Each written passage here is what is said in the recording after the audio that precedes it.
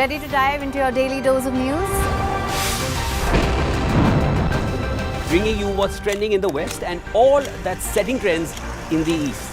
And all of this served up with a side of insightful banter. We don't just bring you the latest stories. We bring you your talking points for the day. And while you do that, from the busy streets of New York, I will provide you with deeper insights on the developments through the course of the day in the U.S.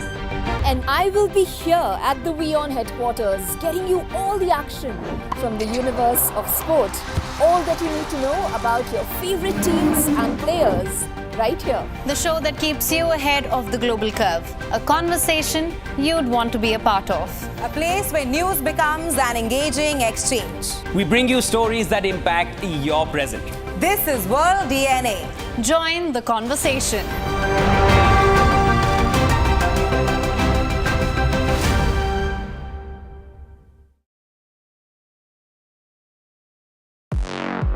This week on Tech It Out. Since October is Cyber Security Awareness Month, we will share with you some best practices that can help you stay safe online. We show you a device that can improve the life of stroke patients and find out about the latest developments in the world of robotics. This and more on WION World is One at these times.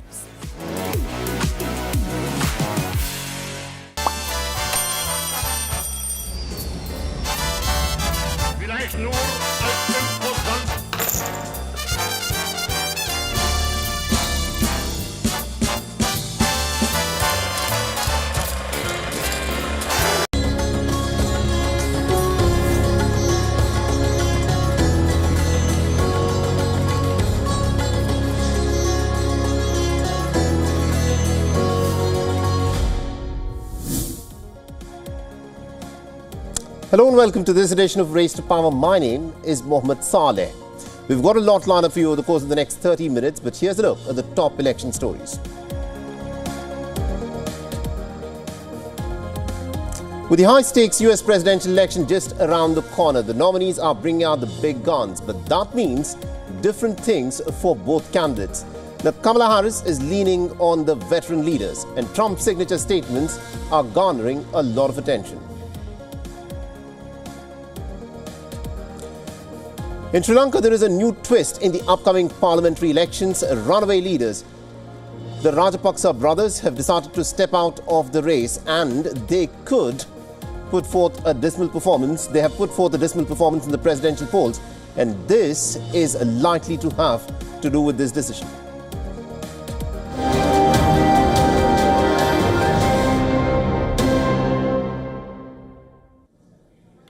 So the high-stakes US presidential election is just 25 days away, and election rallies are bristling with some strident rhetoric.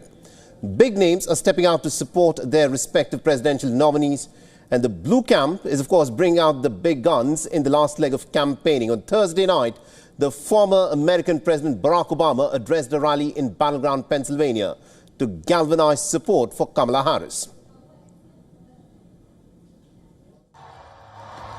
Former U.S. President Barack Obama made a passionate case against Donald Trump in Pennsylvania Thursday.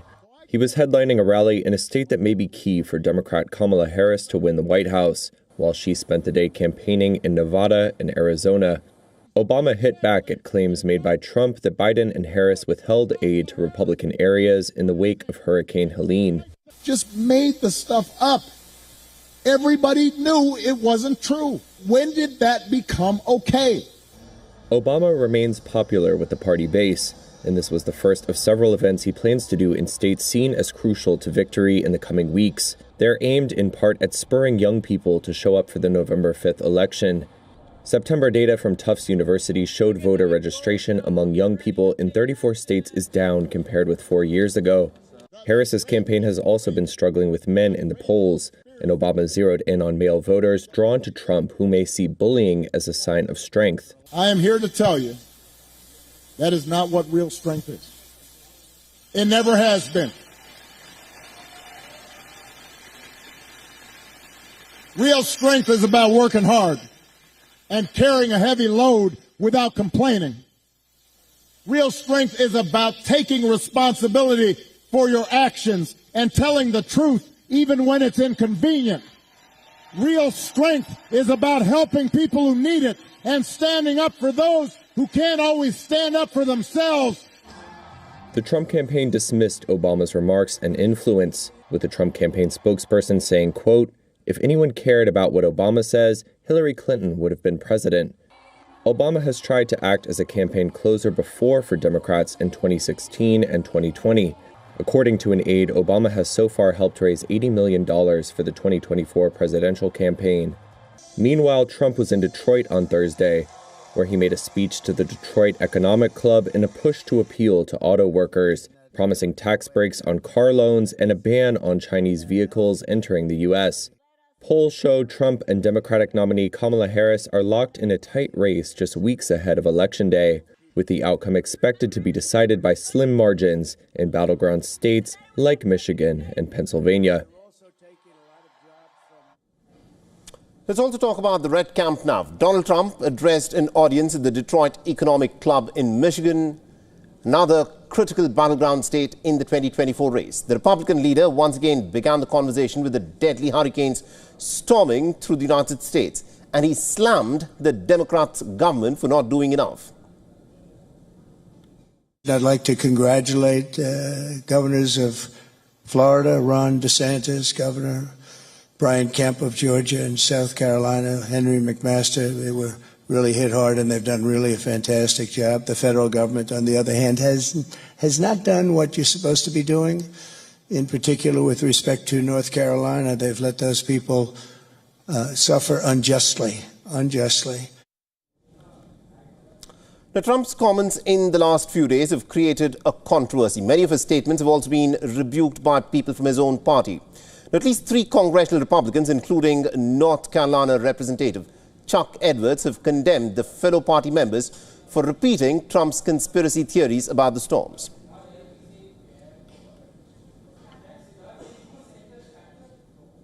All right, now for more perspective on what is happening at this moment in the American elections, we're being joined by Mr. Jonah Blanc, who is a former foreign policy advisor to President Joe Biden, who had advised Biden for 9 years on the Senate Foreign Relations Committee. And of course, joining us live on this broadcast.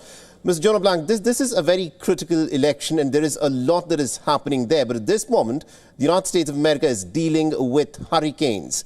And the Republican camp is saying that the Biden administration is just not doing enough to help the people who've been affected by these hurricanes.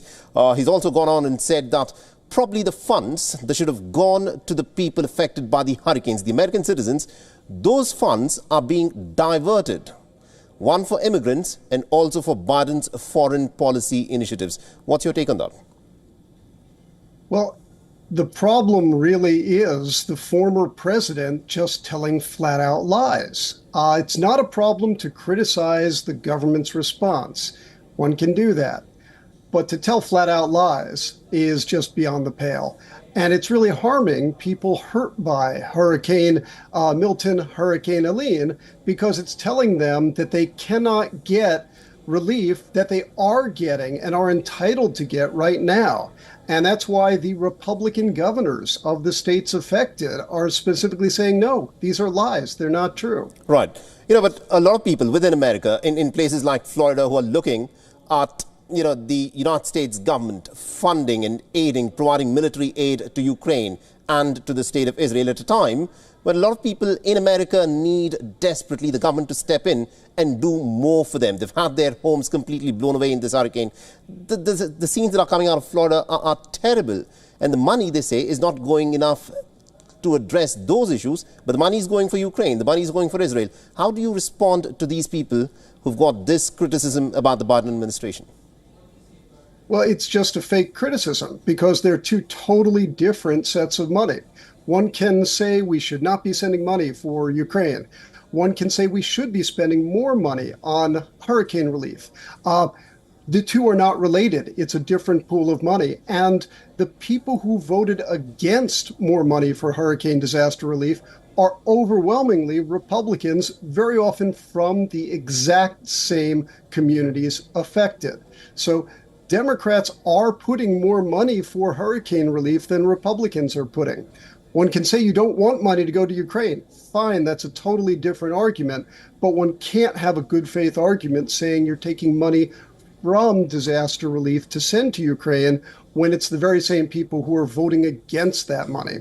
All right, now my final question to you, Mr. Jonah Blanc, is we just heard the former President Barack Obama, who's now firmly backing Kamala Harris. How much of a pull do you think, someone like Barack Obama now has in this election? I think it will have a certain impact because he is one of the very few political leaders who is still broadly popular. In our highly partisan time, there are very few people who really can move the needle at all. Now, Barack Obama has the ability to reach some of the very constituencies that Kamala Harris needs to bring home. His latest speech was particularly targeted at African-American men, a constituency that Kamala Harris really needs to solidify in order to win. So I think he will have a certain amount of impact. All right, we'll have to leave it there. Thank you very much indeed, Mr. Jonah Blanc, for joining us and getting us that perspective there.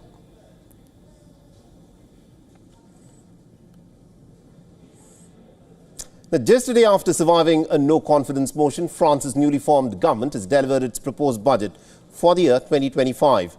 Now, the announcement included spending cuts and tax hikes.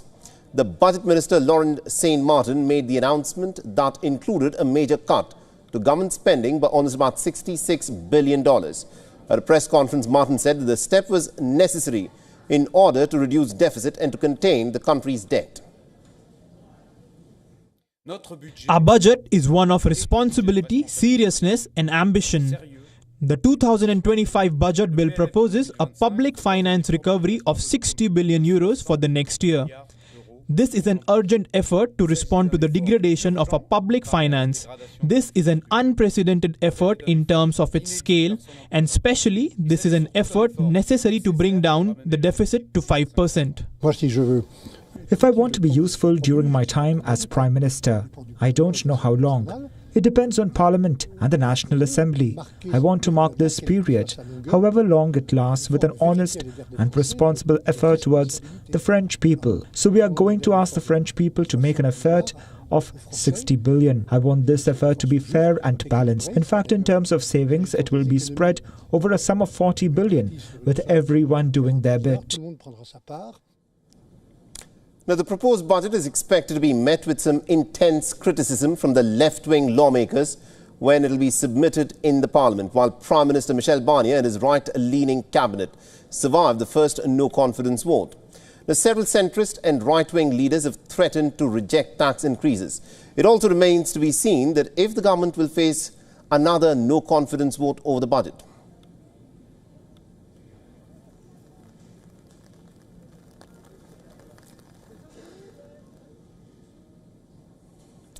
Senior members of Sri Lanka's Rajapaksa clan have announced their decision not to contest the upcoming 2024 general elections in Sri Lanka.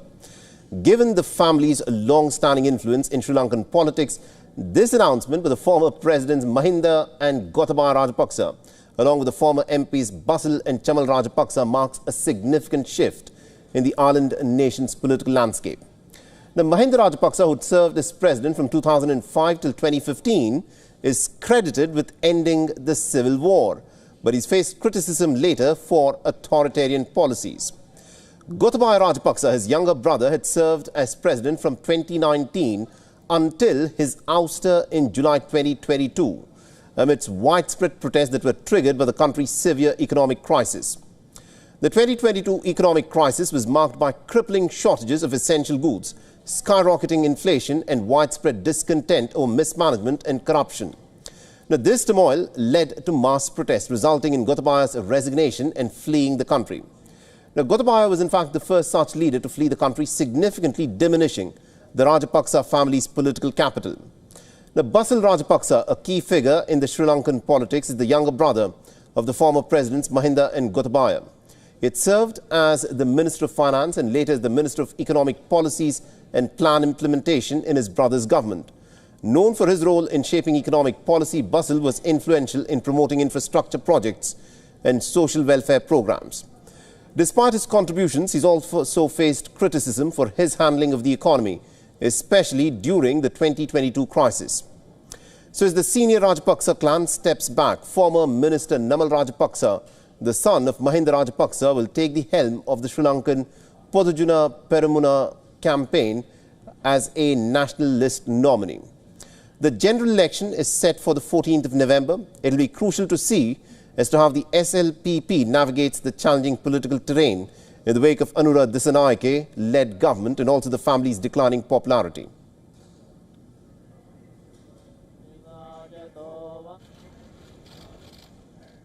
And our correspondent Dasonia Thauda has been tracking the story very closely for us and has sent us this report from Colombo. Take a look.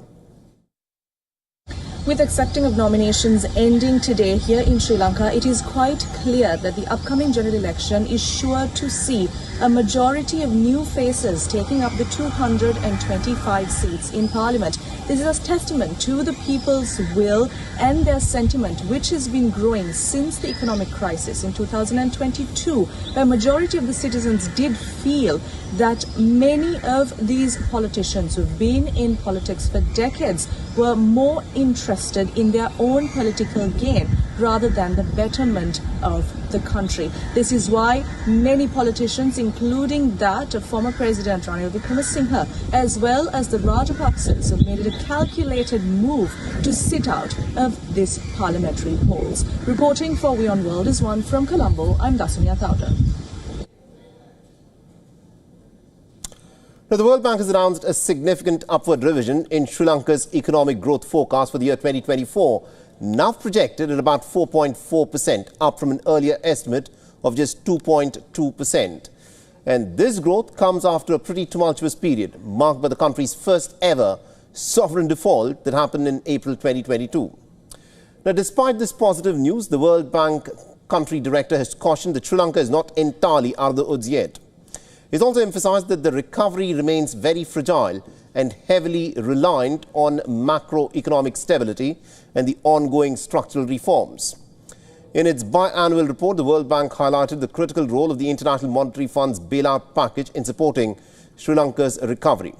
Now, the IMF has stipulated that successful external debt restructuring is essential for continued disbursement, and the latest tranche of the bailout was released in the middle of June 2023, indicating progress in Sri Lanka's economic reform program. However, poverty rates are expected to rise, remaining well above 20% until at least 2026, despite the projected growth. The World Bank has also pointed to Sri Lanka's untapped export potential. It is estimated at $10 billion annually, and it could generate approximately 150,000 new jobs. With the new government under President Anura Dissanayake committed to adhering to the IMF's existing bailout terms, there are hopes for diversification and expansion in manufacturing, services and agriculture.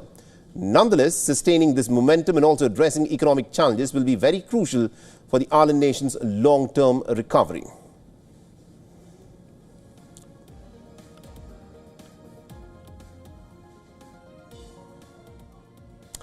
After conducting a peaceful assembly election and giving the mandate to Jammu and Kashmir's National Conference Party, the Union Territory is now gearing up for Abdullahs to form the government.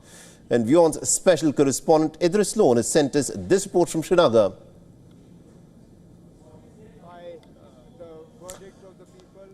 The former Chief Minister and the party Vice President Omar Abdullah is set to visit Raj Bhavan in Srinagar to stake his claim for government formation in Jammu and Kashmir. This development follows a visit by a delegation of the Congress leaders led by Jammu and Kashmir President Tariq Hamid to the residence of National Conference President Farooq Abdullah on Friday. The delegation formally handed over a letter of support to Omar Abdullah, the NC's chief ministerial candidate, marking a pretty pivotal step towards government formation in the region. The meeting also underscored a cooperative spirit between the two parties as they are preparing to present a united front. Both the NC and the Congress are gearing up for an oath ceremony that is anticipated to see the presence of top leadership from Delhi, further solidifying the India alliance in the valley. After long deliberations, Indian National Congress has finally given the letter of support to the National Conference on the formation of the government in Jammu and Kashmir. Tariq Hamid Kara, who's the state president of the Indian National Congress in Jammu and Kashmir, handed over the letter of support to Umar Abdullah at his residence, where Farooq Abdullah was also present. A national conference already had the magic number of 46 MLAs with them. However, Umar Abdullah has been adamant from day one that he wants to take everyone along, and that's the reason that all the alliance partners will be together in the formation of the government. Now, Umar Abdullah will be going to the Lieutenant Governor of Jammu and Kashmir tomorrow to hand over the letter of support from all the political parties as well as the independent MLAs, after which there would be the formation of government. With video journalist Firoz Idris Lone for WION World is One. After a largely peaceful election process in Mozambique, vote counting is currently underway. Now, the ruling Frelimo party is expected to win another term in office. Now, the party has been previously accused of rigging elections, and people fear that this could, of course, happen this time as well. As election authorities tally the votes from Mozambique's national election, another count is underway. Civil society monitors are compiling a parallel tally to try to detect possible signs of fraud. The ruling Frelimo party is widely expected to extend its 49 years in power after the Southern African country voted on Wednesday. Frelimo candidate Daniel Chapo is seen as the frontrunner. His party has been constantly accused of rigging elections, which it denies. To check that, staff from the Observer Mission More Integrity are uploading pictures of handwritten results sheets from polling stations sent in by their observers. An app they created then pulls the data and crunches the numbers. Analgencio Macamo is a data analyst for the group. This is very important. First, historically speaking, the electoral process in Mozambique is characterized by fraud and electoral violence, among other things. So the Mozambican electoral process is not free, fair, and transparent. Some observer missions noted issues with preliminary vote counting that took place overnight. Teresa Xavier, a representative from the Observer Mission Peace Room, said at least 210 polling stations denied journalists and observers access to witness counting. Official results normally take around 2 weeks to be announced by the Electoral Commission. Past elections have shown significant discrepancies between the official and parallel counts. Maputo resident Antonio Dimas said he's skeptical about the process. I think that nothing is going to change, and they're promising this and that, and things stay the same, as always.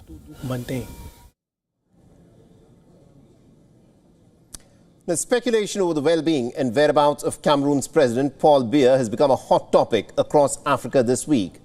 The 91-year-old Paul Biya was last seen in public at the China-Africa Summit in Beijing almost about a month ago.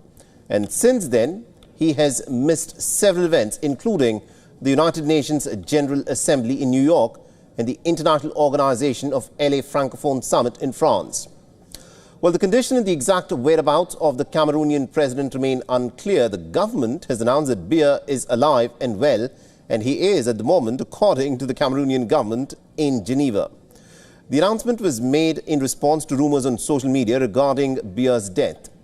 The authorities have said that the information circulating on social and mainstream media is being spread by people who want to see Cameroon devolve into chaos. They further assured the public of Biya's return but did not specify a time. The opposition and the civil society group has said that they are concerned about Biya's absence and health. They further asked the government officials to present Biya to civilians instead of simply saying that he is alive. Now, some opposition political parties have proposed uniting behind Kerem Muna, an anti-corruption lawyer, as a candidate in the October 2025 presidential election. Now, Biya, who is Africa's second longest-serving leader, faces various challenges, including the secessionist movement in Cameroon's English-speaking province that has resulted in deadly clashes with the security forces.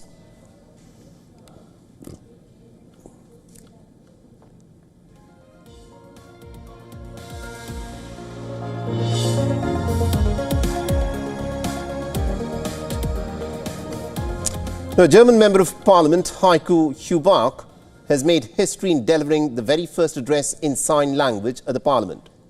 The 44-year-old lawmaker, who is in fact hearing impaired, belongs to the Social Democrat Party of Germany. She was applauded by her fellow lawmakers as they cheered for her in sign language and also gave her a standing ovation. In return, Hubach thanked them by making a heart sign.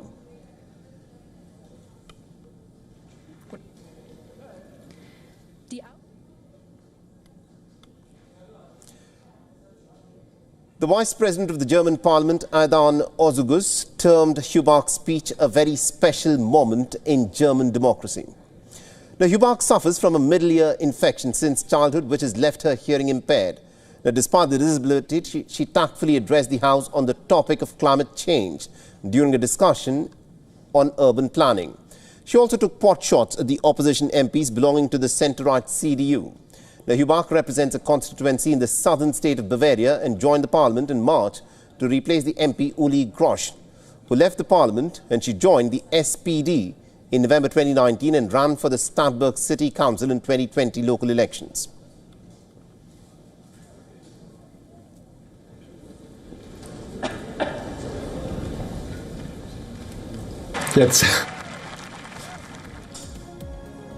Well, that's all the time we have in this edition of Race to Power. Thanks for watching.